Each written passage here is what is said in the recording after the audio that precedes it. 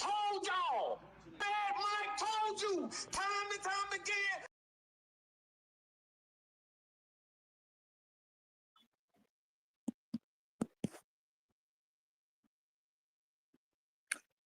Yo, what's happening, people?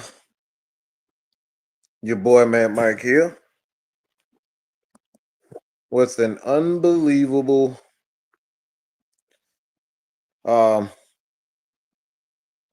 aftermath? Unbelievable that we in this position.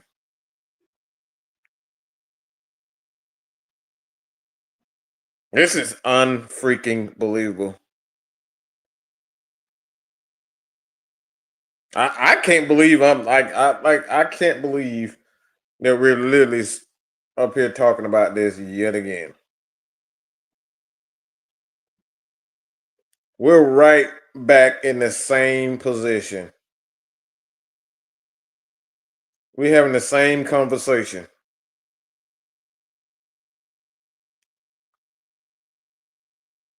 In the same position, in the same, having the same conversation about the same exact person.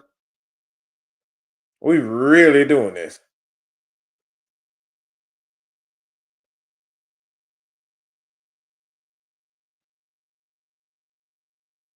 It's to the point where it's just like, should we even be? Should we be upset? Should we be sad? Should we be mad?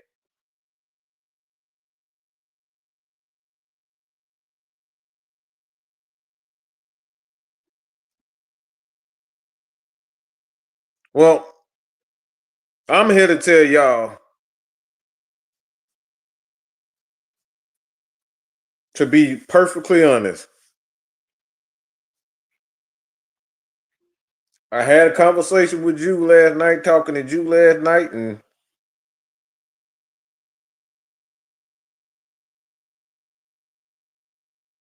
I really am.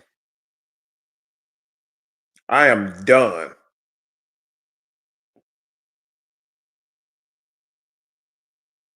I'm done. Done with what exactly? I am done with this coaching staff.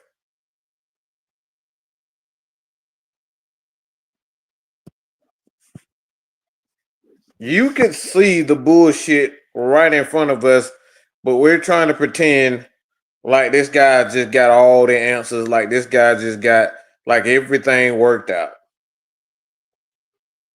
We've given this fucking guy everything that a coach needs. We've given this piece of absolute horseshit everything that he needs to succeed. We've given him every fucking thing. There isn't one thing that this guy has not had. He's had everything. We traded away draft picks to trade up and to get better players. Guess what happened? Nothing.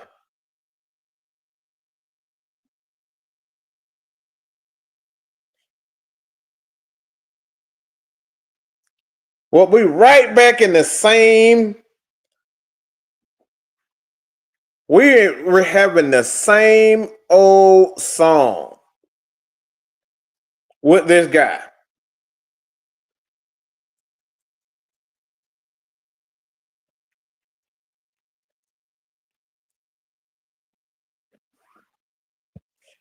B peeps, what's happening?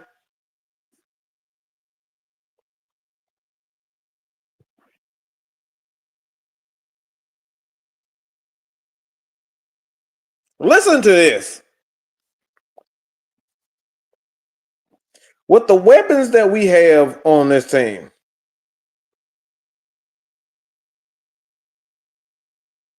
the weapons that we have on this team,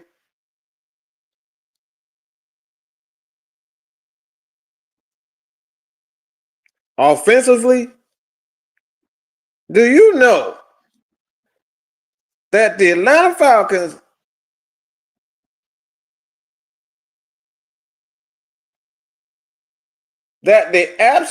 Atlanta Falcons have only scored 110 points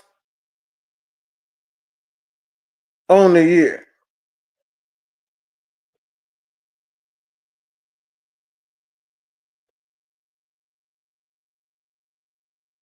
With the weapons that you have on this team. This guy looked us in the freaking eyes. He told the world, he told Falcons fans that the reason why Ike Hilliard was fired is because of performance issues. He told us that the Falcons wide receivers coach was fired because of performance issues. Yet, we got Darnell Mooney up here making $16 million a fucking year. And guess what? He's not doing a damn thing.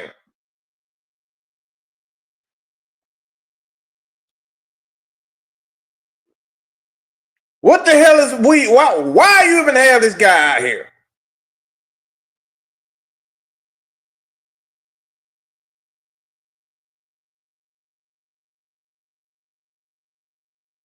You got Darnell fucking Mooney.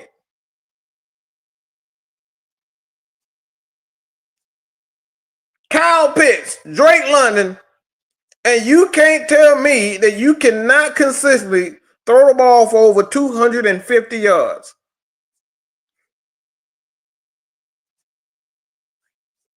You can't design a pass game that can get consistent play out of Drake London.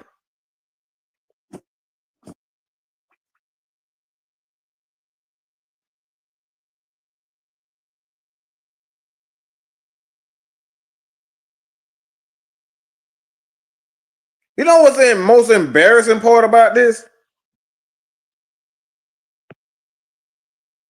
Is that we reverted right back to the exact same plays. We reverted right back to the exact same shit that we saw in Carolina. The same things.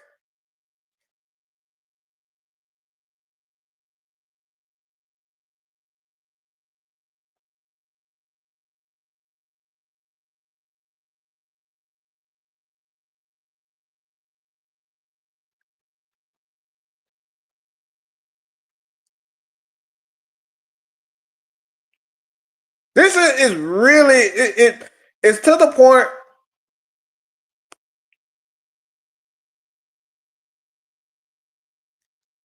where you can't point at any other factor except for coaching.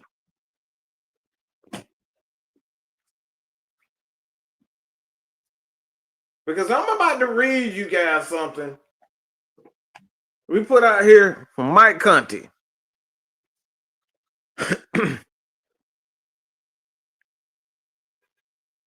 The Atlanta Falcons fell from first to second in total defense. Not much of a concern there. And from second to seventh in total offense.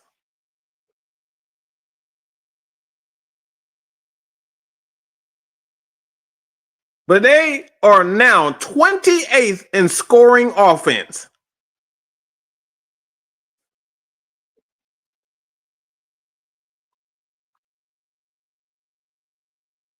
'28th.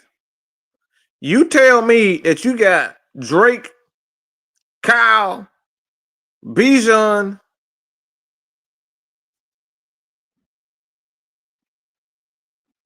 Tyler Algier, Darnell Mooney, and you can't figure out how to goddamn score touchdowns? And you sit here with a straight fucking face and tell the Atlanta Falcons fans and media that Ike Hilliard got fired because of what? He got fired because of production.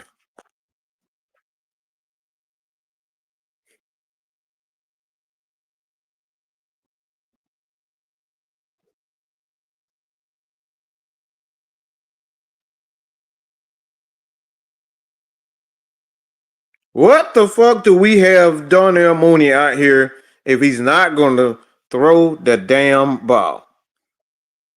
If we're not going to throw it to him, we're not even trying to throw the damn ball in the middle of the field. Everything is on the boundaries.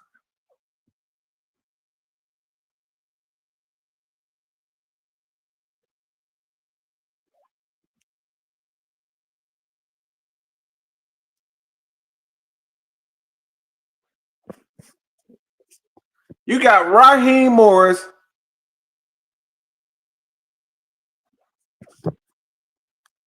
I want to let me see if I can play. I want to play something for you guys. Okay, I want you guys to hear this.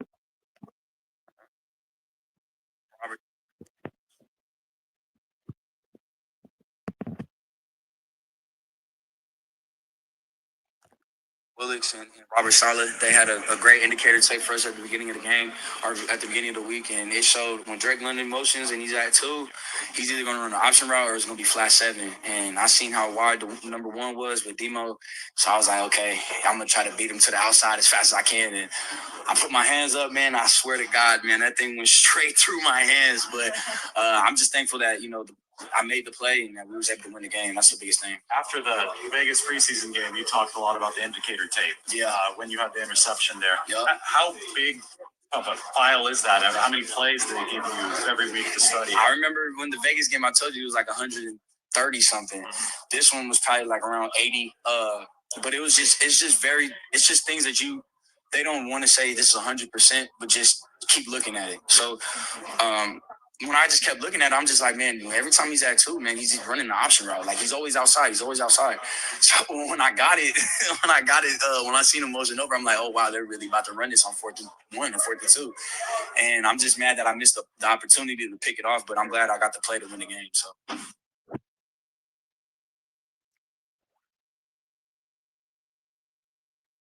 Y'all hear that? Y'all hear that? These guys knew exactly what the Falcons were going to run. The worst part about this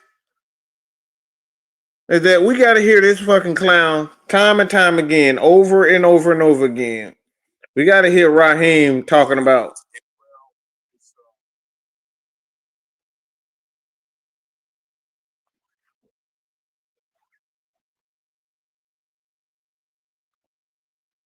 time and time again. We got to hear these guys talk about being predictable and knowing what was coming.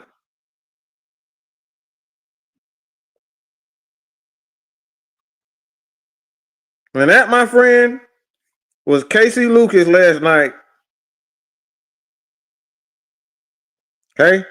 That was Casey Lucas last night.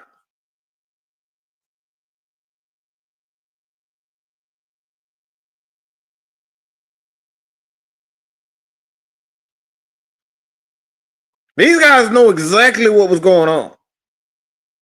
That could have easily been a pick 6 because they know exactly what was going on.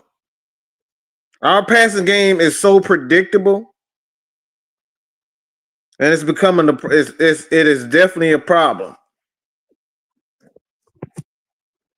This offense has become an offense where we're running stuff that players like to run instead of running things that need to be ran.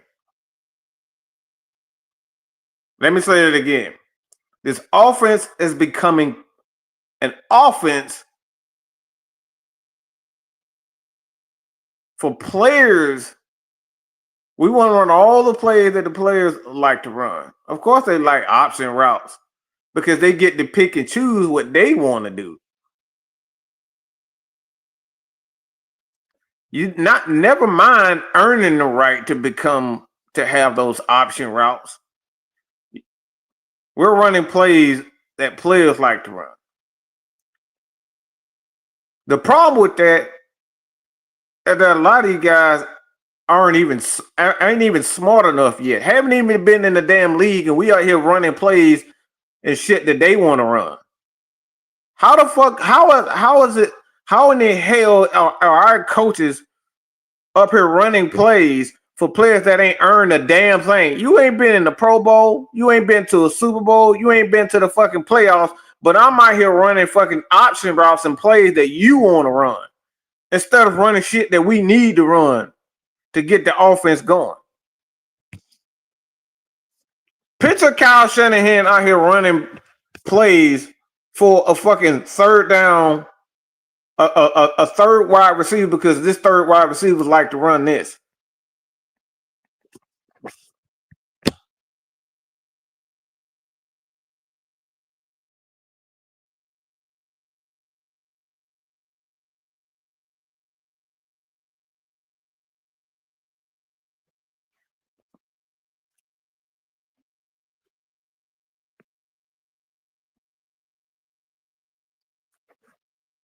Really, just picture that.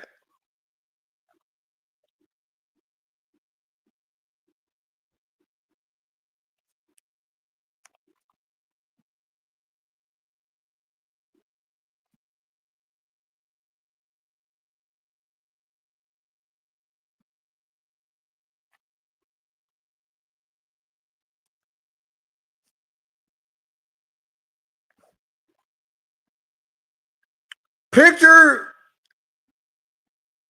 running plays for guys that haven't earned a damn thing.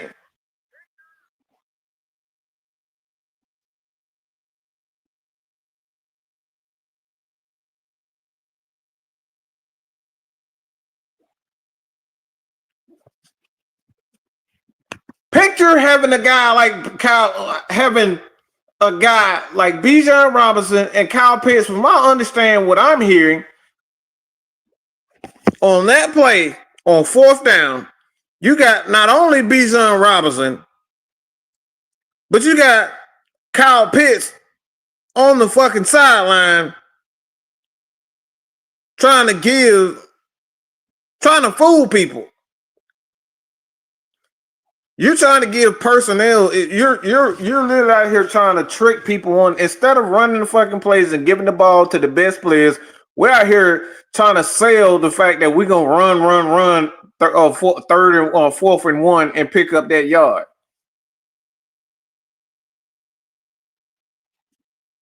Fourth and fucking one, you got Kyle Pitts and Bijan Robinson on the fucking sideline because you want to run some shit because you think you're gonna fool the opponent. This is Robert Salah, who's been in the fucking league for a long time and has been a damn good defensive coordinator. And you out here running bullshit with second best running backs and second best fucking tight ends.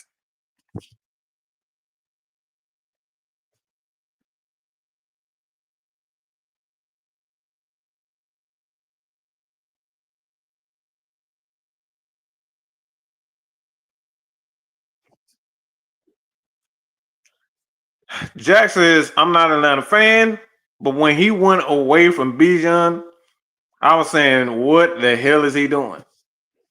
These are the things that we're talking about that you see constantly over and over and over again with this fucking guy.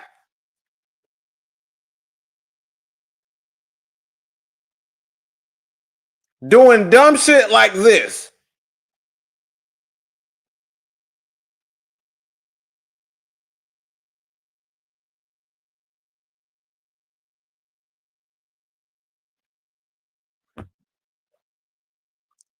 Sometimes things are just not that damn difficult, but we make it difficult. On the first drive of the second half was excellent, and then we abandoned that for a pass-heavy approach which wasn't working from the beginning. It was annoying. We've seen it time and time again. And Warren has said this time and time again. It's like Raheem is systematically sabotaging this Atlanta Falcons team. They're running things time and time again and over and over and over again. Why? Why are you running these damn plays? We reverted right back to the Carolina approach where we want to come out instead of establishing the run, instead of giving the ball to Bijan and Tyler and letting this offensive line get into a rhythm. The sad part about this, you come out. This is another thing that really boils my fucking blood with these fucking clowns. Is that we know that Jake is out here playing with a bum ankle. And guess what we doing?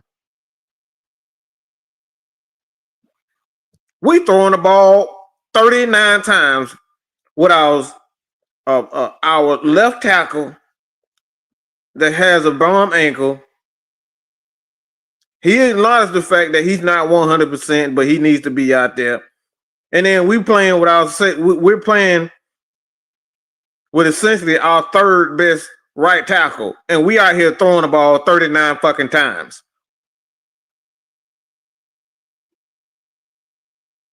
And you want me to believe in this fucking clown?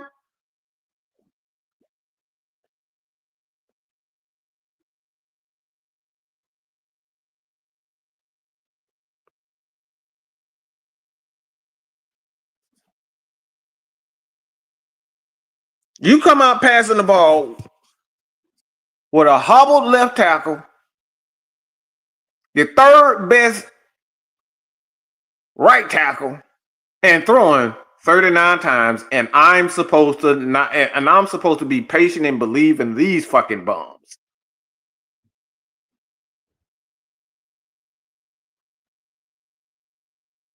We got Charlie Warner out here just in the backfield for no fuck. I don't even know why he in the damn backfield. He ain't even touching the ball.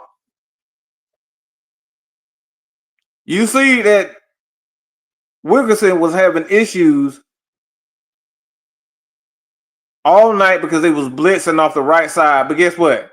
They kept this man in the middle on the left side of the offensive line all damn game and they have completely abandoned the pistol.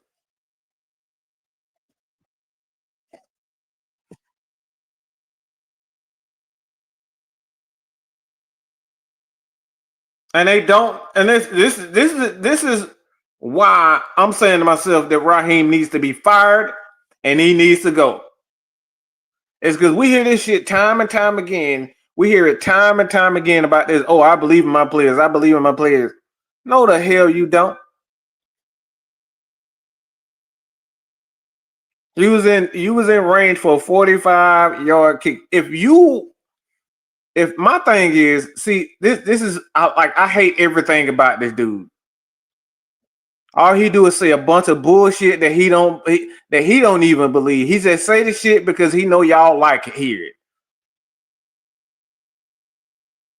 He does shit offensively and defensively to satisfy players and not win games. But it's a 45. If your kicker can't hit a 45 fucking yard, he don't even need to be on the damn team.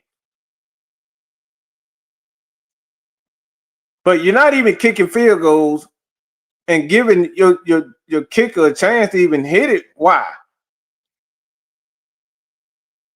Because you don't fucking believe in him.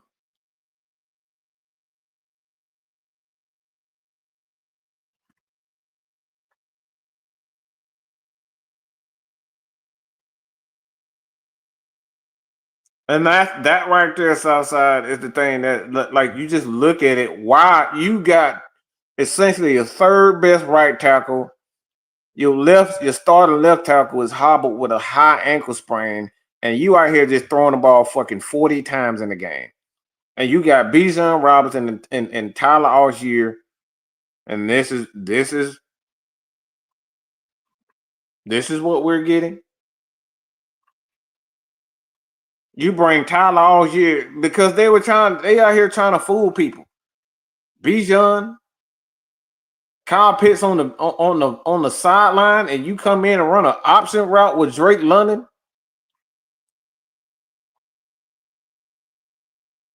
Like, if I can't get 1 yard, I don't deserve to win any damn way. I don't deserve to pick up. If I can't get 1 yard with our offensive line and our running backs, we don't deserve to win. You don't even give them a chance. You don't even give your best players a chance to win in that opportunity because they're on the fucking sideline.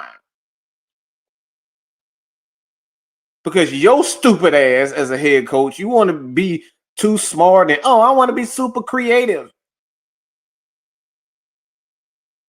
I want to be one step ahead. How about do what Kyle Shanahan does? Just put the ball in your best player's hand, and if you don't win, you don't win. No, not with these son of a bitches.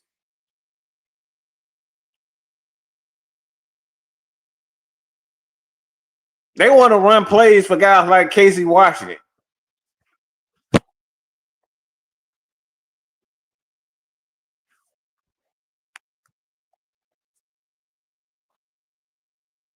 You want to sit up here and tell me with a straight face as a fan that Ray McLeod is having a personal issue with the team and it has nothing to do with whether he's injured or not?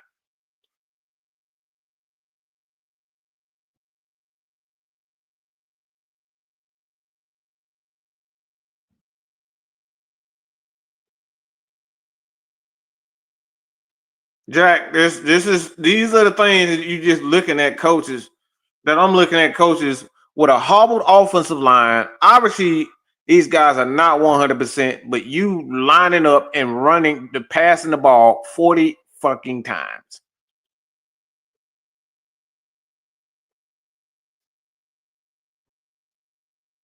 And why are you afraid of field goal attempts? Again, if your kicker can't make 45, he don't even need to be in the fucking, he don't need to be on the damn team.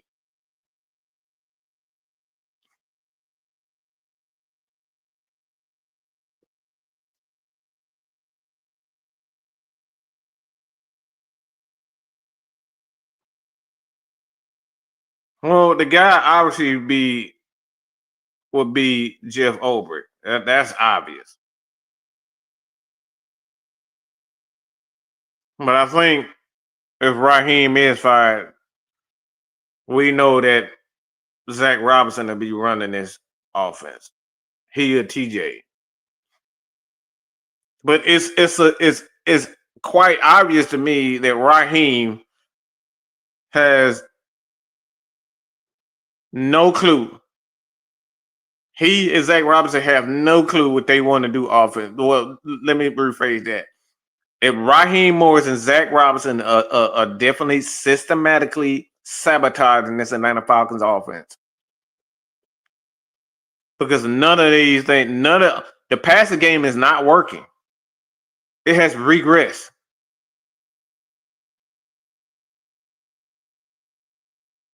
You haven't brought in wide receivers that are good enough. You brought in a bunch of damn screw-ups. And this, I'm just going to be straight up. Nick Nash is a screw-up until. Chris Blair's a screw-up until. Casey Washington is a screw-up until. And we know Charlie Warner ain't a receiving threat at tight end. They've done nothing offensively with this receiving core to improve anything. We got a bunch of scrubs out here running routes and doing absolutely nothing. Picture the Atlanta Falcons having some of the greatest wide receivers in the history of the NFL, from Terrence Mathis, Roddy White, Julio Jones, Calvin Ridley. When he was here, he had a good little stretch here. To now having a guy like Drake London who can't even get open. Darnell Mooney getting paid $16 million a year, and he can't even stay on the damn field. And then when he's on the field, he can't get open himself.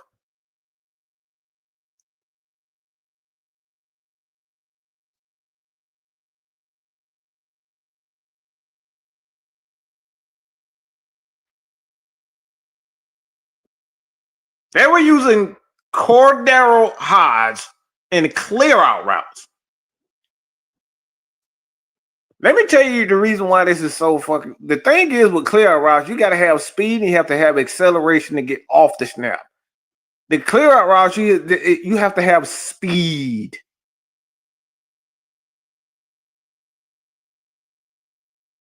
Because you're supposed to get off the line quickly. So if your wide receivers can't get off the line quickly, guess what?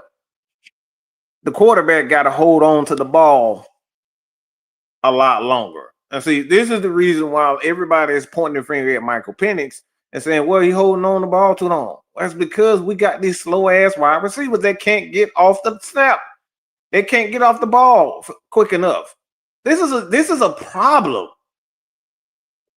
You're trying to run a system with a bunch of slow ass dudes. These are the things when you look at it, it doesn't make any fucking sense. Why are you trying to throw the ball as much as you and you don't have any speed on the team?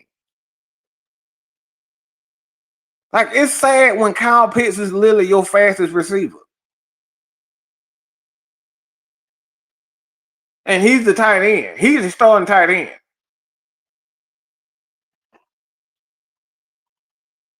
Like, these things right here, just you look at.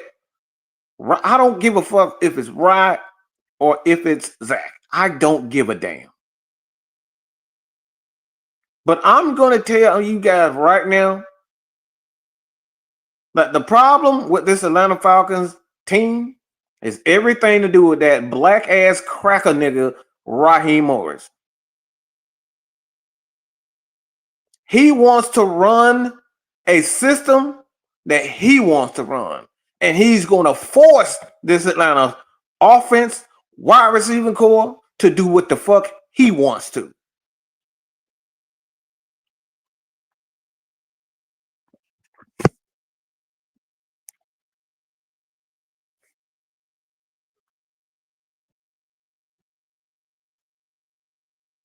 So when you got guys like Kurt Warner put out tweets like this, and let me read this from Kurt Warner. Okay, this is what this is a part of being an offensive coordinator, a play caller. Okay.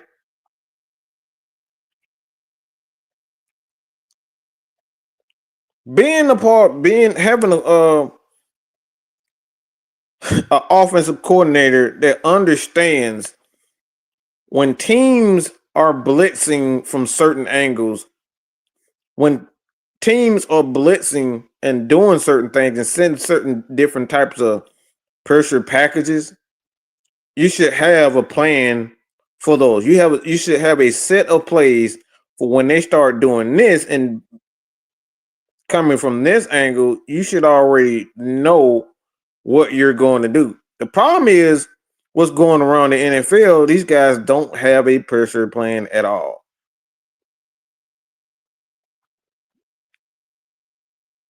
There's absolutely no pressure plan with this Atlanta Falcons. And we're saying that, like I said, this is why you seeing guys like Justin Fields and these guys can't. These guys getting sacked over and over and over again. These guys are getting sacked over and over and over again. Why? Because there's no pressure plan. Let me see. I'm going to put this up here. I want y'all to see this tweet from.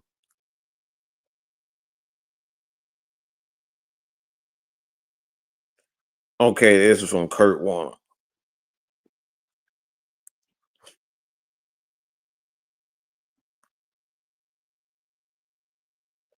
It's a major problem when you see this type of stuff.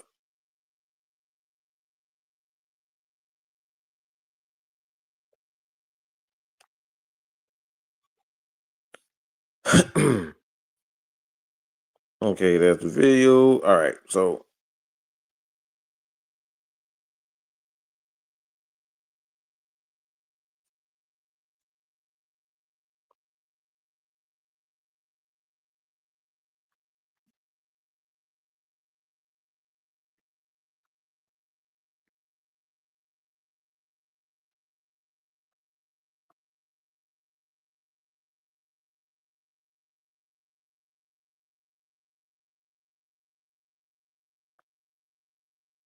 Okay, hold on 1 second. Here we no, that's the video.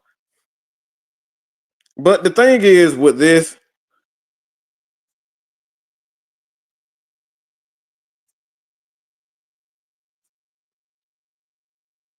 the crazy part about this is what we talking about.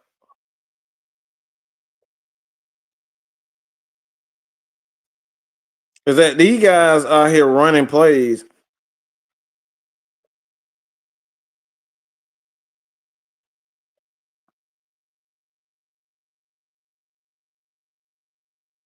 These guys out here running plays.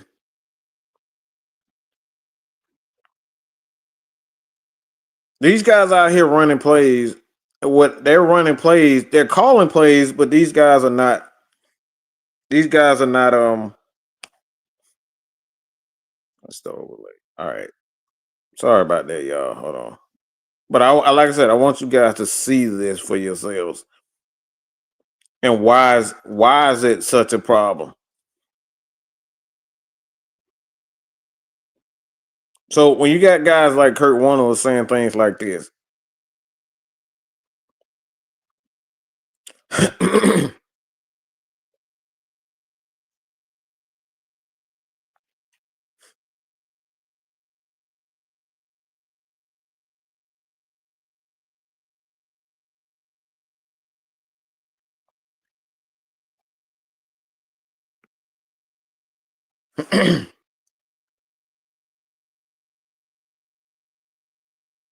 and this is like I said, this is why a lot of stuff is so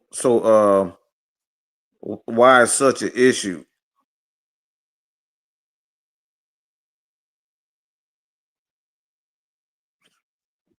And these are the things that's going on right here. Have a pressure plan, people. The number of times each week in NFL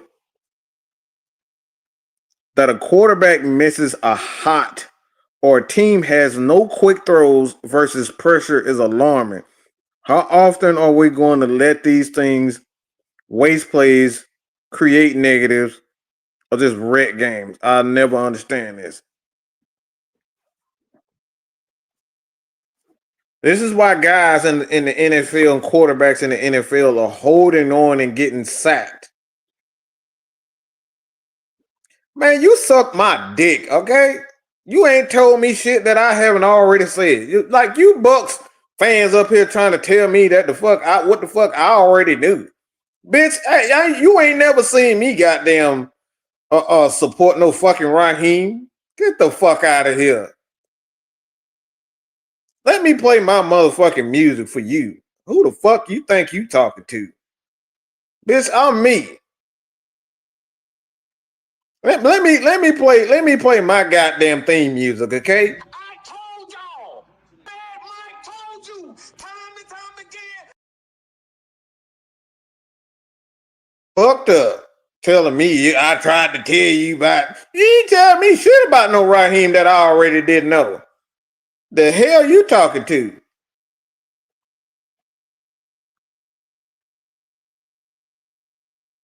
Got me fucked up.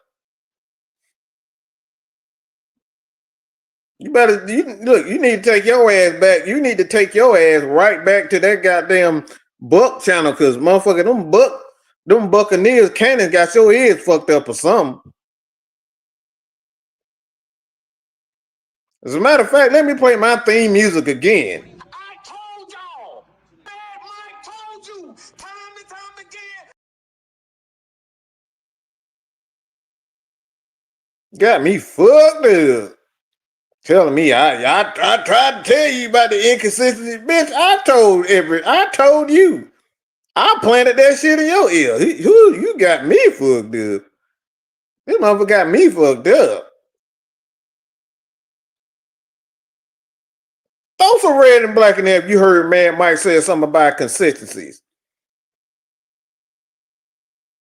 How many times have you heard me, Jude, Kale, Warren say everything about consistency concerns with this fucking trash ass coach that we got?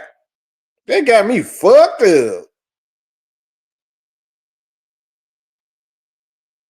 That'd have been our philosophy. We don't jump to conclusions because of one game.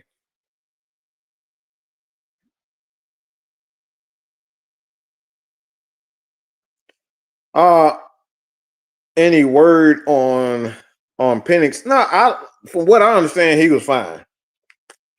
Mike said he was fine. He came back, he stayed in the game. It should have been a penalty on there for hitting them low, but we know the refs when they play in the when this is Atlanta Falcons, those rules don't apply to us.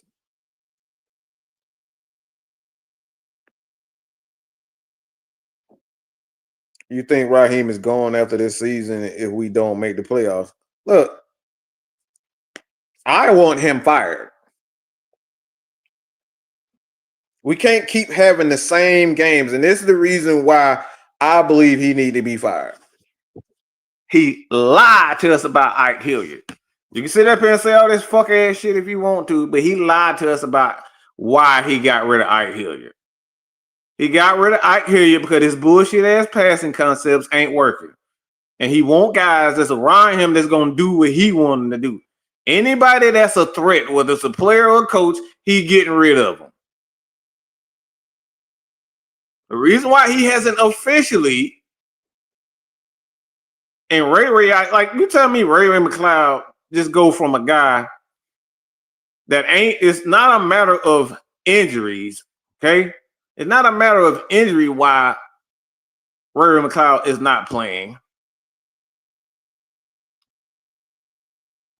And it's a matter of football that he's not playing. So let's say if it's not injury and it's a matter of football, so you tell me he's sitting out because he got mental issues. Let's just say Ray McLeod got mental issues, and for whatever reason, mentally, he's not ready to play. Then what the fuck you got him on this team for? If a guy's not mentally stable. Because you said it's not a matter of injuries. You got rid of Ike Hilliard because of the wide receiving core.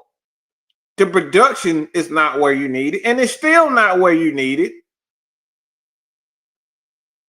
Well, somebody else need to be fired. That's the case, because it's still not working.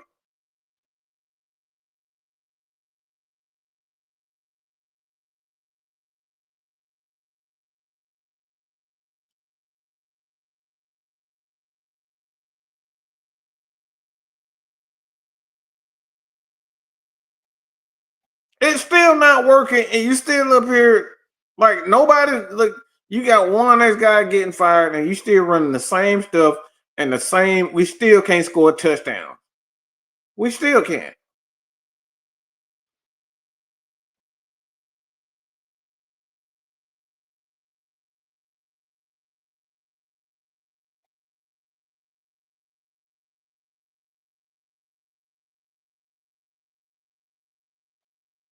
Like he shouldn't have. Like they shouldn't have. The Falcons shouldn't have been in that position to begin with. There should have been a flag on Penix. They should have had another opportunity, but they didn't call it on that. But the route concepts with Zach Robinson, it does not make sense.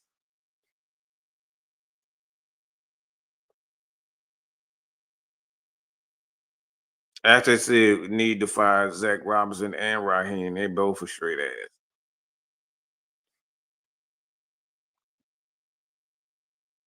The route concept's not making any sense to me. Just me personally. From what I'm saying, it just doesn't make sense. You're not running pick plays. You're not really touching the middle of the field. You're not throwing the ball in the middle field. I saw a number of times where the Falcons, the 49ers was using Christian McCaffrey, throwing the ball in the middle, outside, right side, left side of the field. They were using him all over the field. He caught quite a few plays over the middle. We're not even touching the middle of the field.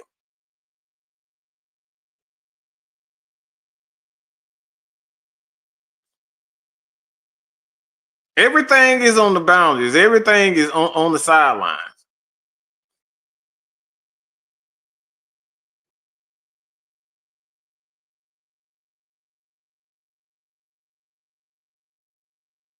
Cartier, and I appreciate you being honest. Like, it's nothing about this dude that just says, all right, I'm a good coach. We still trying to figure out, here we are in year 2, in week 6, we still don't know what he still doesn't want to know what the fucking identity of this team is. You say that Bijan Robinson is the best player in football, but you're not giving him plays. You got him on the freaking sideline on 4th and 1.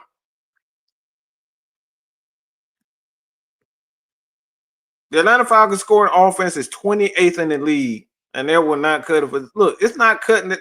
Again, you say this is performance-based, but you get rid of the wide receiver coach, and you keep the offense coordinator, and still nothing is happening. But you want to convince us, you're trying to convince us, the Atlanta Falcons fans, that you got all the answers because you look like you verted right back to the Carolina game plan. They got your ass smoked from the very beginning. And you lied you said him being on the sideline is what's going to fix this offense. Well, he's on the sideline and he still looked exactly like they looked in the Carolina game.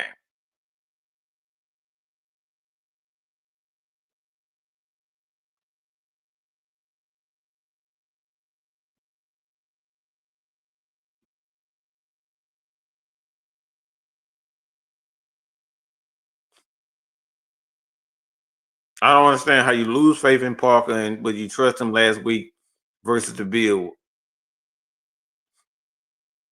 Look, this is why this guy is just a fake. He's a fake, and all he does is just he just says a whole bunch of shit, and he does things to make to listen to play the people just to get them to trust him. But when it actually come down to knowing football,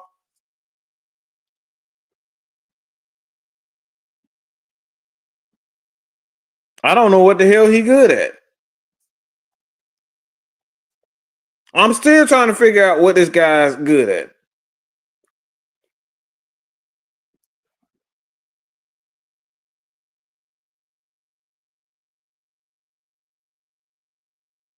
Like, we out here running bubble screens with tight ends. Let me say this again. We running bubble screens with tight ends. Tight ends already have an issue with getting off the snap quick. But we not only run it. I don't personally have an issue with Kyle Pitts running over because we know he has speed. But when I start seeing you running bubble screens for Charlie Warner, I have to look at you and say you are a fucking moron.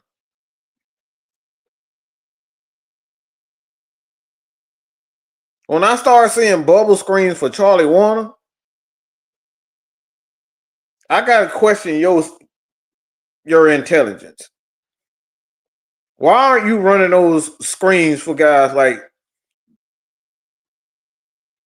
Casey Washington, Darnell Mooney? Like, why are they even out there if you're gonna be running bubble screens for tight ends? Some of these things it don't even make sense. It's not like these guys are damn Brock Bowers, but you running bubble screens with slow ass Charlie Warner, and I'm supposed to believe in this offense. I'm supposed to believe in Zach. I'm supposed to believe in Raheem and trust that they gonna get it together. Every week we say this dumb shit. We didn't play up to our part. We're gonna get it together. We're gonna fix things. It's still not fixed.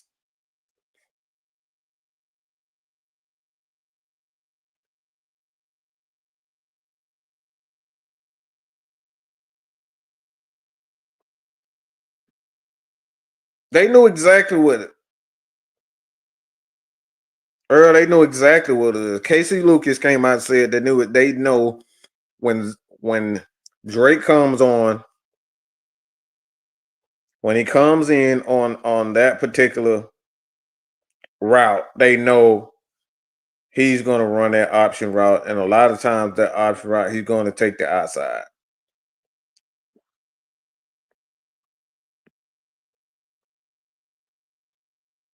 We stopped doing what's working and force the ball to Bijan Pitts.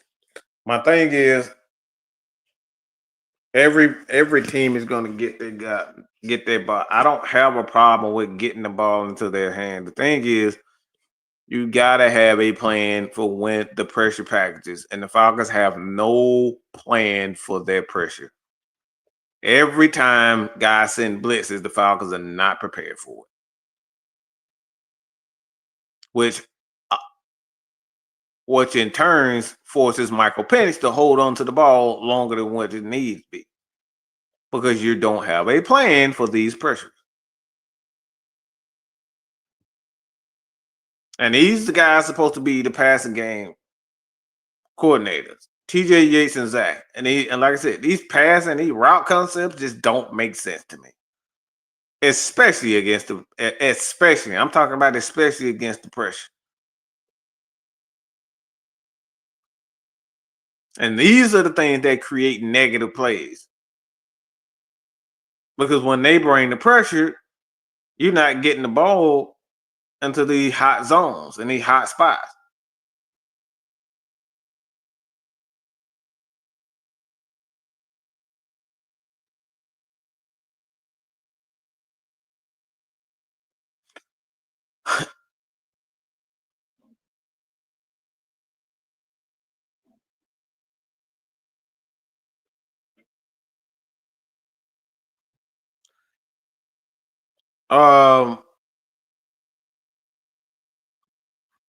When I see Drake running motion over, I'm like, oh wow, they really about to run this on 4th and 1. I'm just mad I missed the opportunity. Now with Casey Lucas,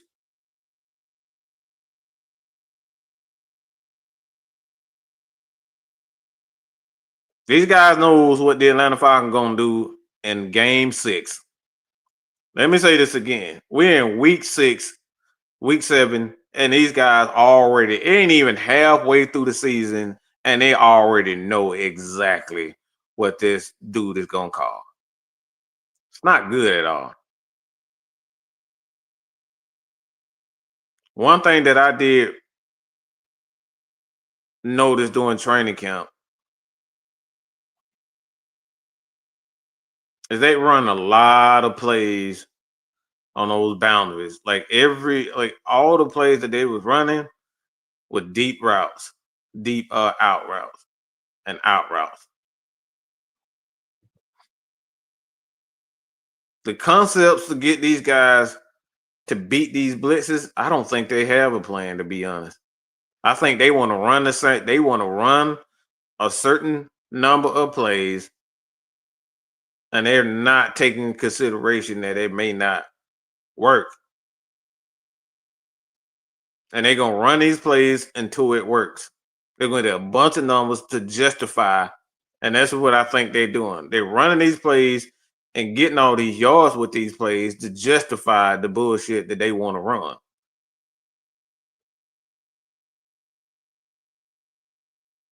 It's not discouraging the defense from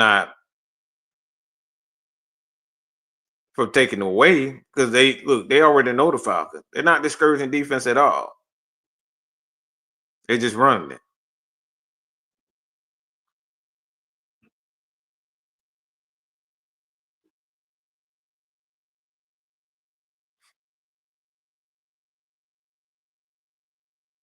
So again, this is the reason why, like for me, and like I said, I talked to you last night, and Kev, and I've said to myself, I want him fired.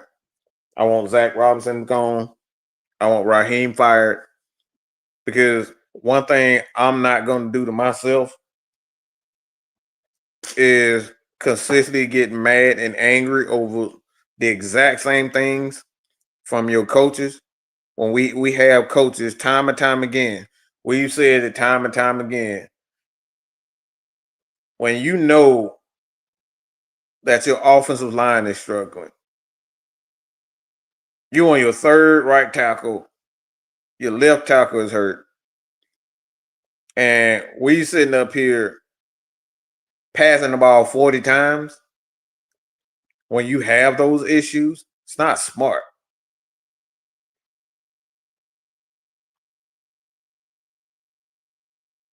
Like the 49ers know that they don't have a lot of big time playmakers because a lot of these guys are hurt or injured. You got Big George that came back this game. He's been out with it. So they just running the ball and just checking it. Look, they getting 5 to 7 yards every pass play. They not forcing it. They're just taking what the defense giving them and chewing up the clock. But not this guy.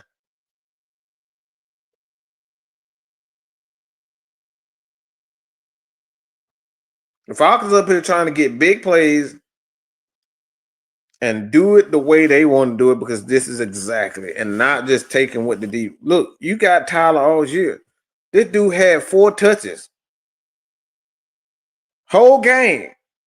This is a game against a physical team. You could have used Bijan Robinson more as a pass receiver, but no, they didn't do that. They could have used the ball. They could have ran the ball with Tyler Algier a little bit more. No, they didn't do that. He got 4 touches.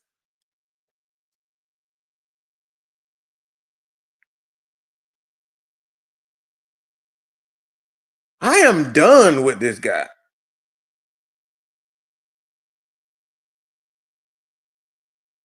No, that's not true at all. Again, this is what I was explaining the truth. Hot routes help the quarterback make decisions quicker. Okay, this is nothing about, look, this is nothing to do with whether or not he can run or he can't run. Why? Because guys like Justin Fields are getting sacked 9 times. Like Justin Fields is getting sacked over and over and over again. Can Justin Fields move in the pocket? Huh? Y'all answer that question. Is Justin Fields a mobile quarterback? Is he a threat to take it to the house at any given moment?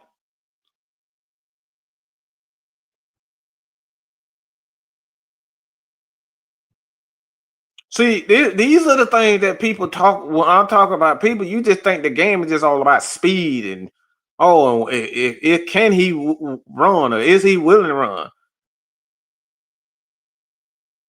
That ain't got shit to do. Him being fast or slow ain't got shit to do with him getting hit and getting sacked.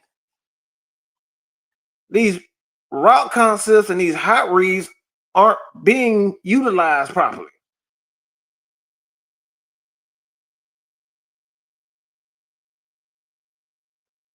Guys like Justin Fields run back at 4.3, 4.4. This dude has got speed, and he getting sacked.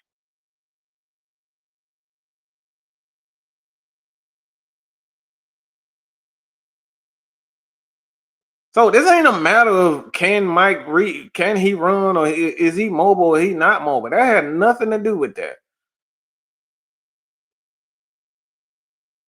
Teams will start blitzing if you start hitting them hot routes and getting the ball out of their hands and throwing the ball over the middle. They're not even trying these days, which is why guys like Justin Fields is struggling. The game plan for a guy like Justin Fields is just idiotic. This is why he getting hit so much. This is why teams are not respecting his speed anymore because they know the offense coordinators are not throwing these concepts in that's going to allow a guy like Justin Fields to utilize his speed.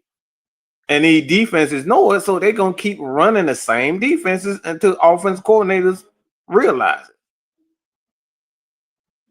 So this ain't got nothing to do with whether or not Michael Penix can run or not, because we seeing mobile quarterbacks. Look, one thing I look at Arizona. I'm looking at Arizona, And what Ben Johnson is doing with Caleb there is that they utilizing these guys' ability and and mobility, and they moving the pocket with these boots.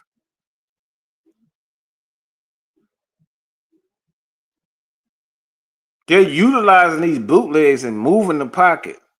See, the Falcons don't move the pocket, and that's the thing. You go in and look at the Jets. I saw the exact same. I saw the exact same thing with Justin Fields. They're not utilizing Justin Fields right either. They're not moving the pocket. They're not asking him to bootleg. They're not asking him to do it. He's standing there. Look, I'm telling y'all right now, Lamar Jackson is the worst shit that ever happened to the NFL. Because we have these stupid ass offensive coordinators that think if because he got speed, he can just stand in the pocket and stand there and not do anything, and he's just gonna get away.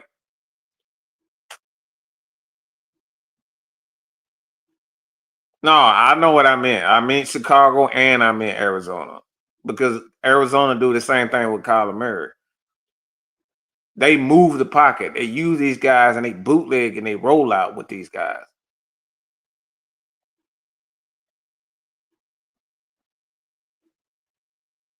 The Falcons don't do that. They're not moving the pocket. They're not. See, this is the thing about Kyle Shanahan offense that makes it so difficult. And that's why they're forced at this time, to deal with see, they did it last night with Mac Jones, and Mac Jones doesn't have a lot of speed. So a lot of time we be thinking it's about speed and quickness and all the time, but it's about offense coordinators' willingness to move the pockets with these quarterbacks. Because Matt Ryan wasn't a guy that has speed, but you saw when Kyle Shanahan had him. What did Kyle Shanahan do with Matt Ryan? He moved the pocket. He rolled out. When you don't move the pocket with your quarterback, defenses get stuck. And when you don't do that, they get stuck in zones. So what happens is when you got these quarterbacks, when the offensive coordinators that's willing to move these guys out of the pocket, it forces the defense to take that into consideration. Hey man, they did this last time. The quarterback actually got out of that. But you don't see this with Lamar Jackson. They don't move the pocket with Lamar. Lamar can't move. He uses athleticism to do that. But oftentimes when you see Baltimore, they got Lamar just standing in the shotgun and he's just standing there. But the thing that make Lamar Jackson so great at what he does, he has the ability to make guys miss. So you can get away with that thing. But what thing is with that, it makes these offensive coordinators complacent. They get complacent. They get stuck in their habits and they think, all right, I'm going to do this because Lamar Jackson did. I don't need it. Works because of Lamar Jackson do.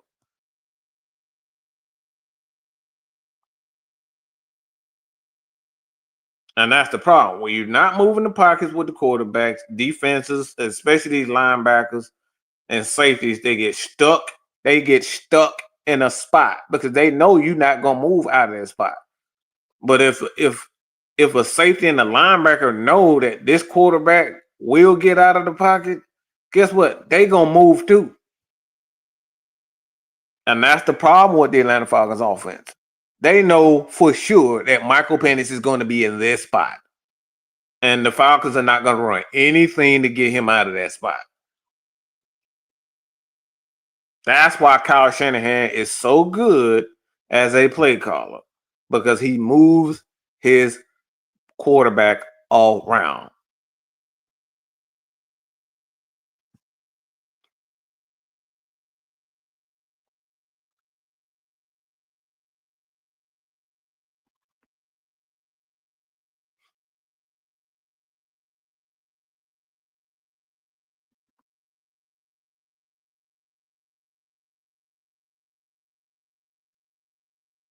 And that right there, when you don't move your quarterback, he's a sitting duck. And these are the things that I'm seeing in New York.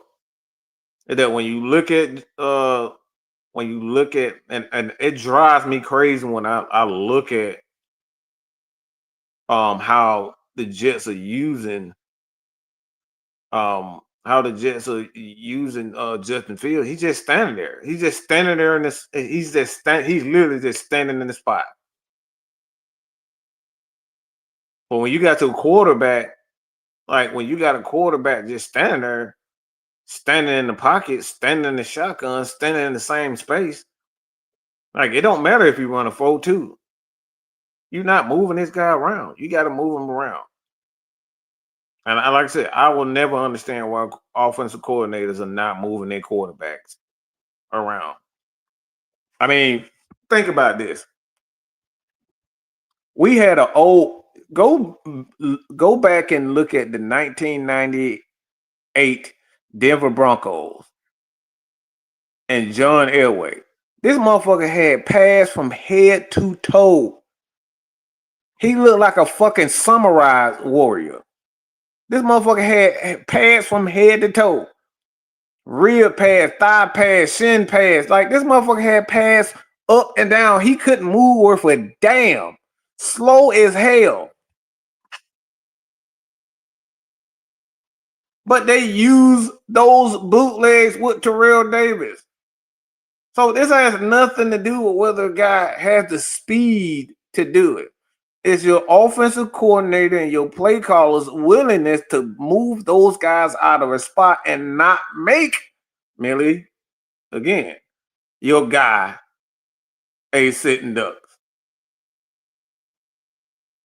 Leaving those guys in the same spot makes your quarterback a sitting duck. So this is why you have to have one or two design runs, bootlegs, rollouts with your quarterback, no matter the speed, because the defenses are way too smart. If you're going to keep your quarterback in that same spot, we're going to keep sending blitzes.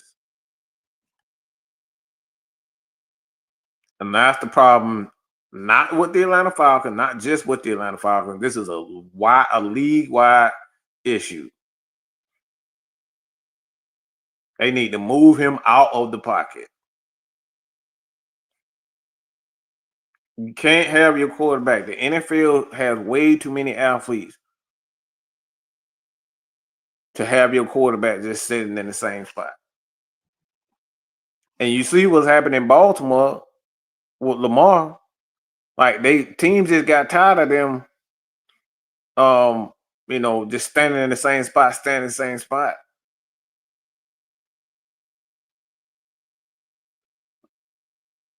Stand in the same spot. And guess what they did? They knew Lamar gonna stand in that same spot. So what they do? They start sending the AB blitzes up the AB gaps, and they start sending them corner and safeties off that right side. They said, "Yeah, Lamar, you're not gonna run, you're not gonna bootleg." So what? He got to stand he has to stay in the pocket now. And when the quarterback has to stay in the pocket, the defense love that. So that's why Baltimore is struggling. We got John St. Clair with a $4.99. True, appreciate it, my brother. Mike, how much of the offensive play calling is Raheem? See, the play calling, for the most part, is all about what those guys agree on from the game. All right, so you got an offensive coordinator, and there's the pass game coordinators, which is Zach Robinson, TJ Yates, and Raheem Morris. So all three of those guys, including the wide receiver coach, tight end coach, all those guys go into the room, come up, watch film. They come up with the game plan and the set of play that they feel as though that they can take advantage of doing it. But these are the plays that they agree on. They agree on. The tight end, wide receiver, they submit certain ideas.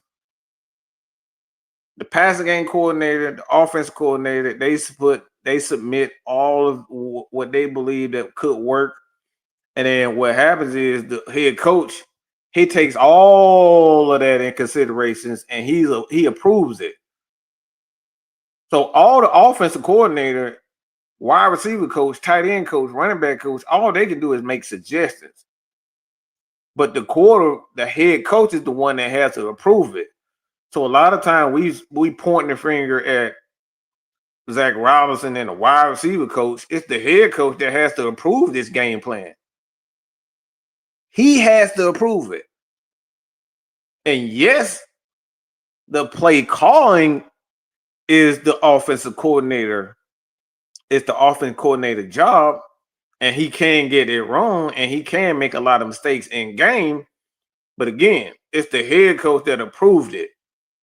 So yes, Zach Robinson is calling the plays, and he's calling a lot of good plays and a lot of bad plays. But the head coach is approving it. And that's where the end game, again, this is where the end game adjustments have to get better, and where Raheem is failing and has failed consistently. So the offensive play calling isn't necessarily on Raheem, but the game plan, he's saying yes to the game plan, to the game play, to the plays that Zach Robinson wants to run. So he's approving of what Zach Robinson is going to run. So it is Zach Robinson. He's a huge factor in the lack of and the inconsistencies of the passing game. But Raheem is just sitting there allowing him to do it.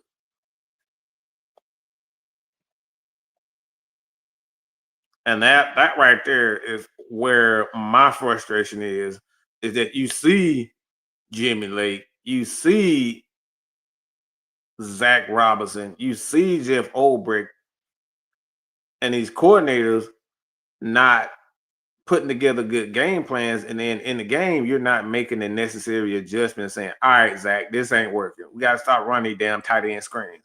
All right, Zach, we need to run the ball outside a little bit more. We need to get the ball a little bit more to Tyler Algier, because that's where my frustration with Raheem. He's just allowing this shit show to continue. So everybody is justified. Every one of you guys is justified with the frustrations of Zach Robinson. But the thing is, the head coach job is to sit up here and constantly, the head coaching job, you just watching this shit show. You watching him take Bijan Robinson out on 4th and 1. You're watching all of this unfold.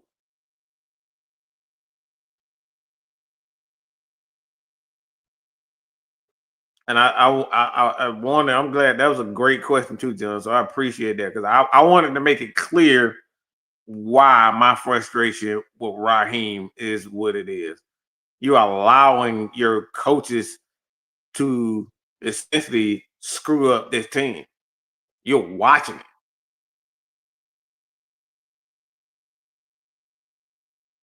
What's going on, Jay? Why is he making better adjustments during the game? And that, like I said, that's my J-Rod. What's good, bro? And that's where I'm looking at. It's like everybody in the world can see, all right, why is Bijan Robinson not in? It's like, I don't give a damn if they stop the run. I'm giving the ball to Michael Jordan. I don't give a fuck if Michael Jordan misses. I don't give a flying fuck if Steph Curry misses a 3. I don't give a damn if LeBron LeBron don't drive to the hole and dunk on the motherfucker. I don't give a shit. I don't give if LeBron misses the dunk. I don't give a fuck if LeBron turns the ball over. I got the ball into my GOAT's hand. I got into my best player's hand. And you can sit up here and say Drake is a good player, but he ain't better than Bijan. Bijan is the best player in the fucking league right now. We got him on the sideline in a crucial situation against a damn good, a well-coached team. That is fucking idiotic. And our head coach watched it happen.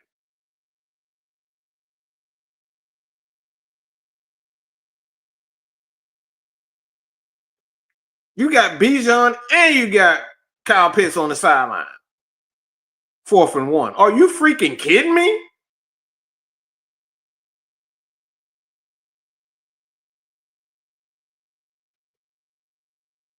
He was watching his offensive coordinator become predictable, and he's doing nothing about it.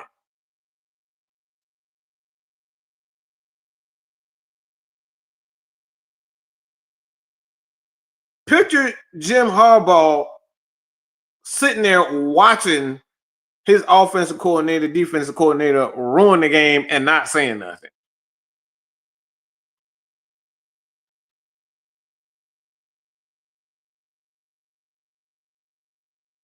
Picture Bill Belichick watching his offensive coordinator run done concepts that's not working and not saying anything and not doing anything. It won't happen.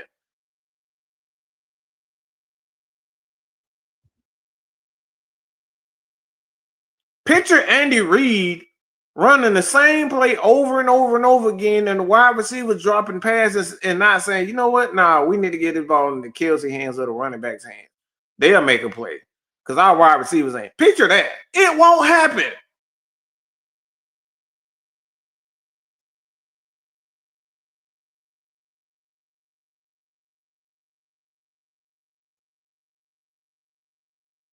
Because they think they see. This is what the arrogance is. What this is. This is all arrogance, guys. It's all arrogance for these guys. They believe that they got all the answers and their concepts are so good, and with our ability to recognize talent is better than everybody else is elite. But at the end of the day, it's all about the coaching. Is never about your ability to recognize talent. Coaching is never okay. It's all about this is the scheme. Great coaches is all about the ability to adjust in game. Because at the end of the day, you being able to recognize when this guy's hot,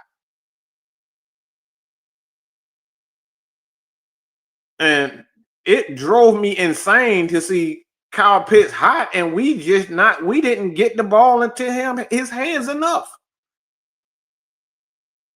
I didn't understand why Kyle Pitts didn't get the ball more.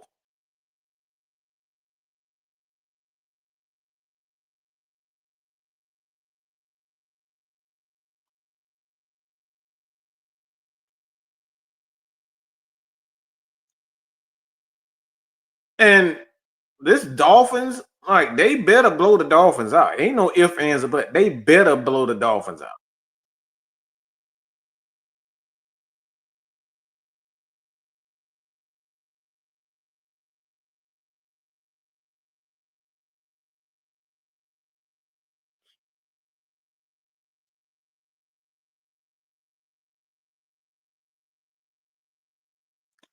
Look, man, I'm not discrediting, and Warren said this time and time again. He is systematically sabotaging the Atlanta Falcons team. And I think people need to understand what he mean by that. When you say systematically sabotaging, what that means when Warren says that, what he's saying is he's going to run his scheme no matter what. And he does not care if this team wins or loses because his focus is on justifying his scheme.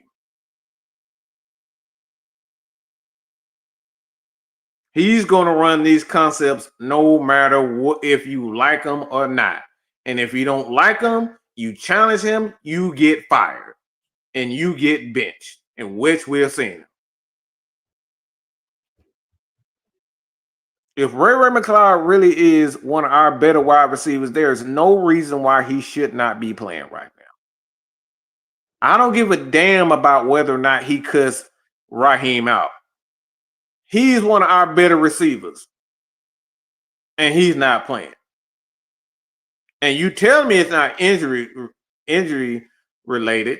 So why the fuck Ray not playing? and you got David fucking Seals out here. Ray Ray is better than fucking David Seals. Get the fuck out of here. See, it's stuff like this. You look at the bullshit and you really analyze it. You see how really full of shit Raheem is.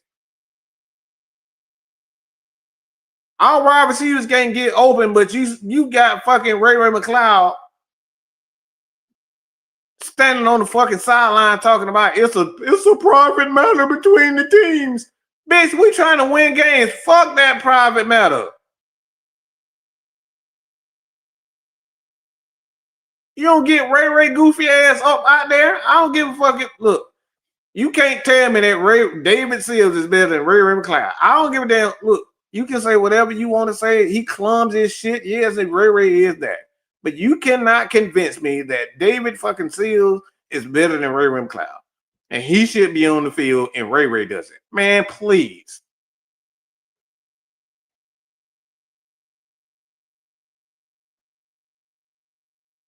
Do you think Zach Roberts is thinking about, oh, he out of here?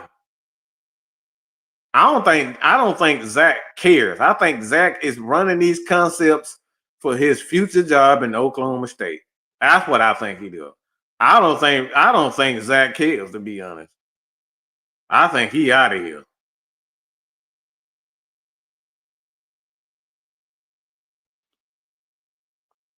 Look, it's gonna be interesting the last 2 to 3 games.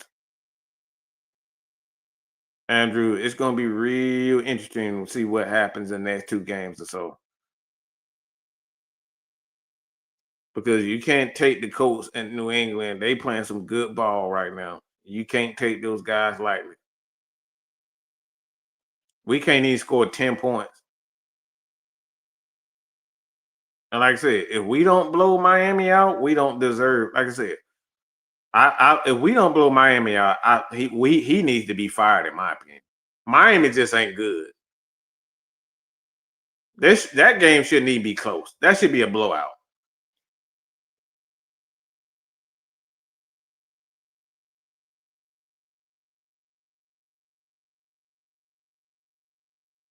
William, I think he should be. Raheem should get fired. We don't get to the playoffs. I think he's fired. I just want a good offensive coordinator that stays and wants to work with Mike Penix. And I think that's it. That's it. You need to bring in a guy specifically for Michael Penix. And that's going to stay here for a minute. And I don't know if that's TJ. Maybe it is TJ. I think it could be.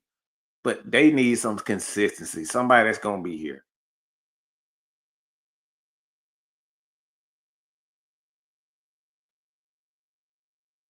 I think if I were the Atlanta Falcons, I would give TJ Yates that spot because I think TJ, he knows his team, he knows the player, he's been here for a minute. I just think TJ needs to be that guy.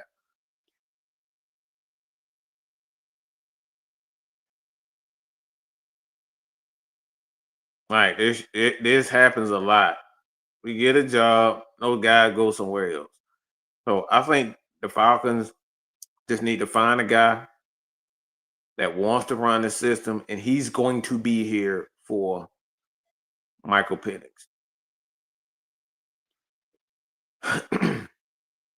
Yes, Teresa. Like, this is why it's so egregious.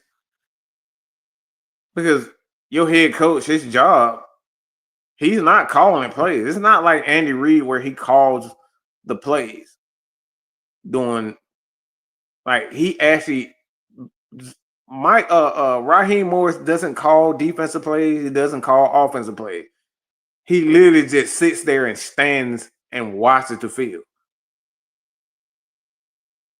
This is why this is so bad.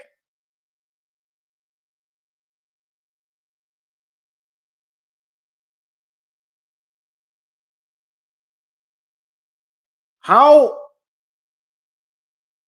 do you have 10 men on the field and your job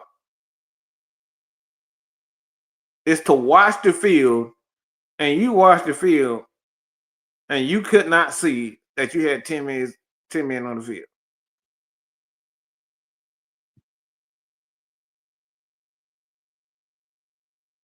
Bad.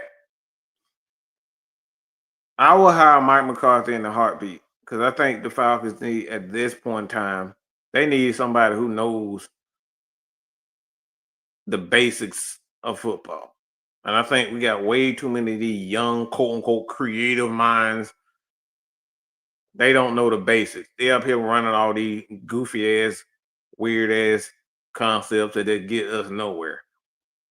And we see that with Miami. We see with Slowick, all these guys being labeled geniuses, but these geniuses don't know the basics.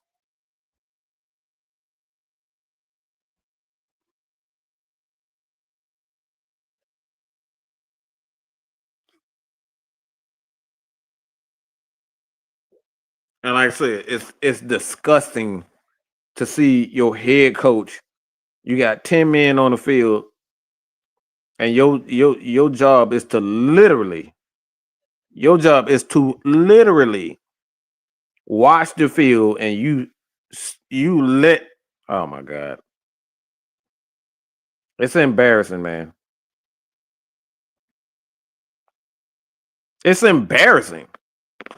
It's embarrassing to see that.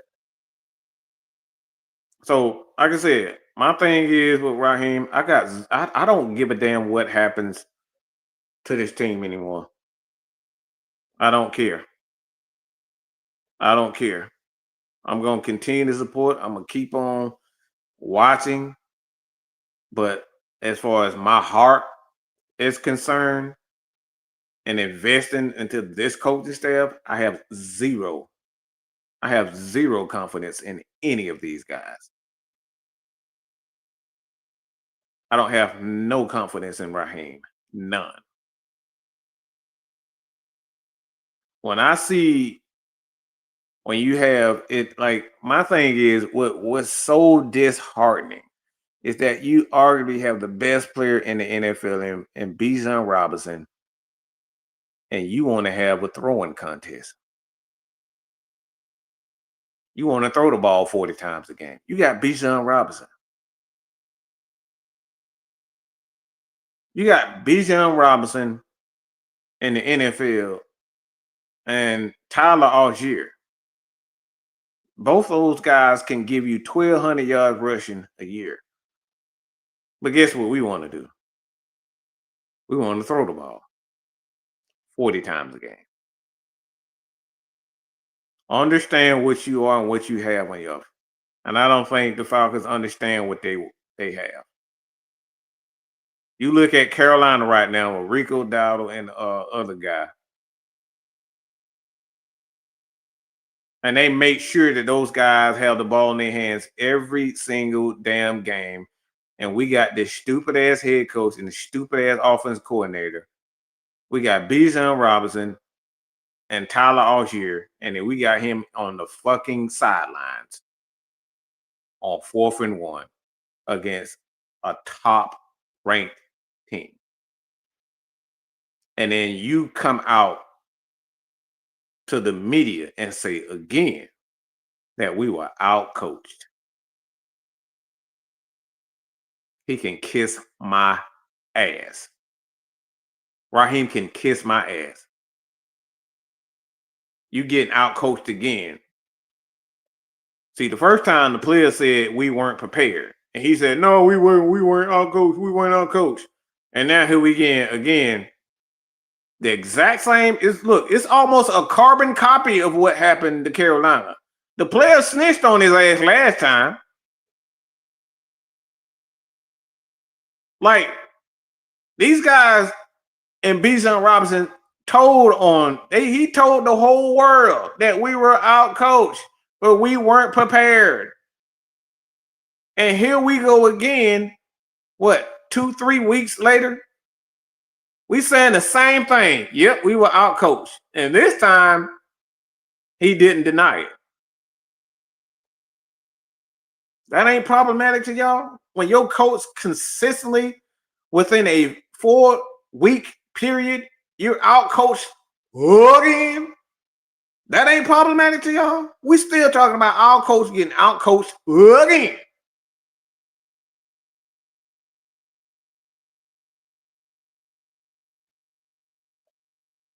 He needs to be fired.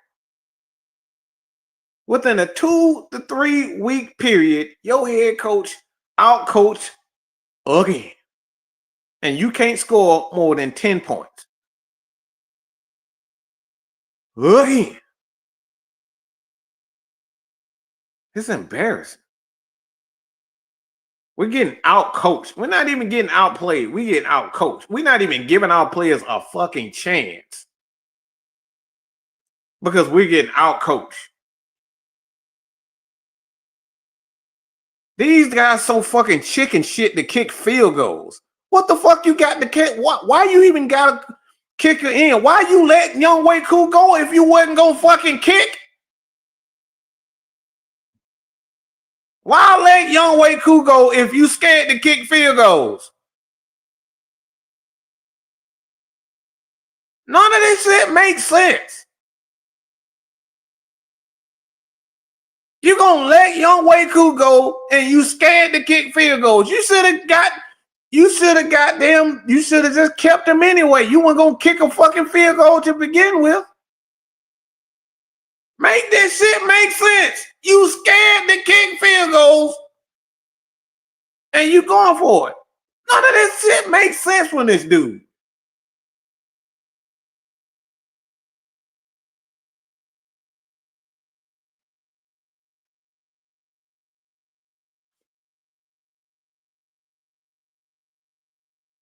There's an old quote, old saying, when somebody show you who you are, you better believe them.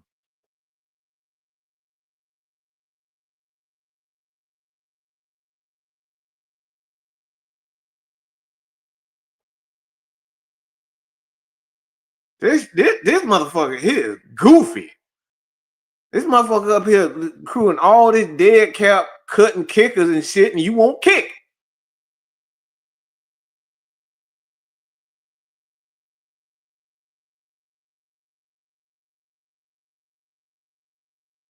Got all these fucking wide receivers on goddamn on the practice squad, but none of them motherfuckers ain't even getting. We got David Seals. Nigga, who is that? Who the fuck is David Seals?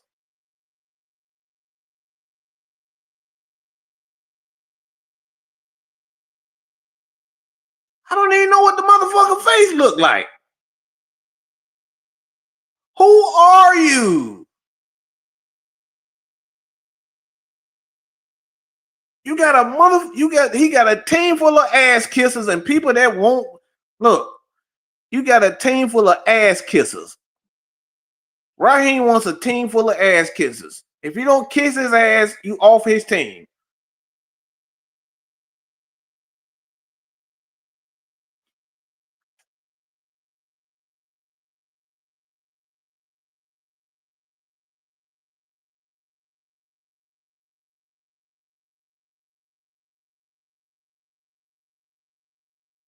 Like, look at this shit. Everybody say, oh, he just did. All y'all motherfuckers say he white or he light skinned. Y'all don't even know who the hell he is.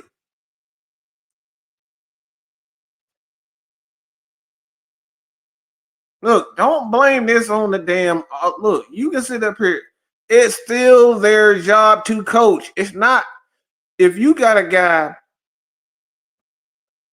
that is a coach, okay, you can't expect the owner to sit up here. His job is to bring in guys. These guys are qualified. Okay? These guys are qualified. But these qualified guys are doing dumb shit.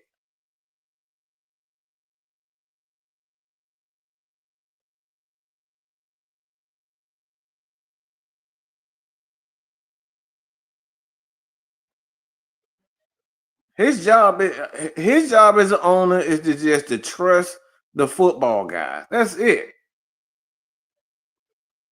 His thing is to simply trust the football guys. Look, y'all can go to hell with that white boy shit, cause y'all know who my goat is. My honky boy. My honky. Lad motherfucking McConkey. So y'all can go to hell with that white. That don't be dissing the white boys. This ain't got shit to do with the white boy. That bad motherfucker in Los Angeles, that Lad McConkey. Shit. I wish a motherfucker would. Look, I'll trade first round for Lad quick. Give me Lad McConkey. I guarantee you that motherfucker be a 1,500 yard receiver in the line. That Lad McConkey is a bad motherfucker.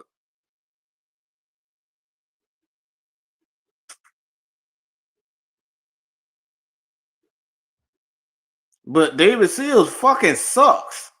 But he out here on the field like he doing something.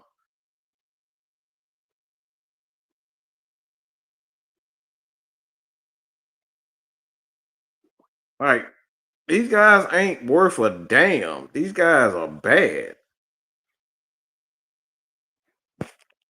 And that's the problem that I have. You can't tell me that these guys are better. And that's the problem that I have with Raheem. These guys are just fucking ass, man. And he's just watching it. Because he wants to play people that he want to play.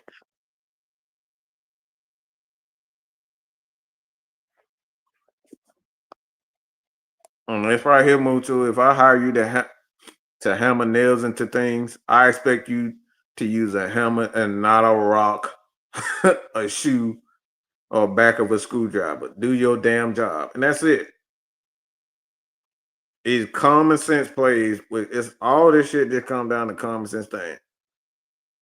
My job is to just, we haven't even, look, oh my God.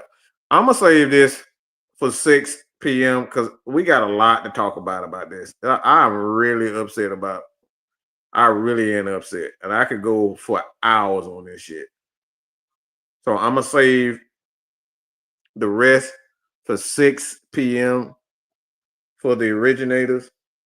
We're going to expand on this conversation. If y'all want us to throw, I might throw some other NFL. Well, I know I'm gonna throw some NFL topics on there. If y'all got some ideas on NFL topics or even college topics, I might throw some. We might do some Georgia Tech today. Georgia Tech and Georgia. We might do that today. So, yeah, man. Like I said, y'all throw some in there. Some college ideas for college and whatnot. Leave it on any one of particularly this live show. Man, Southside. Yeah, we got a lot to talk about. I could go all day for this. I could go all day with this receiving core. I don't know what the Atlanta Falcons are doing, and I don't think they know either. But that right there is the bottom line, because Mad Mike said so. You guys continue to support your boy right over here. I got Vandy. We talk about Vandy too. But you guys continue to support your boy here at Man Mike Sports, Man Mike Network. Hit that subscribe button on all the affiliates. Y'all know exactly who affiliated and who not. And that right there, truly appreciate it. I'm out.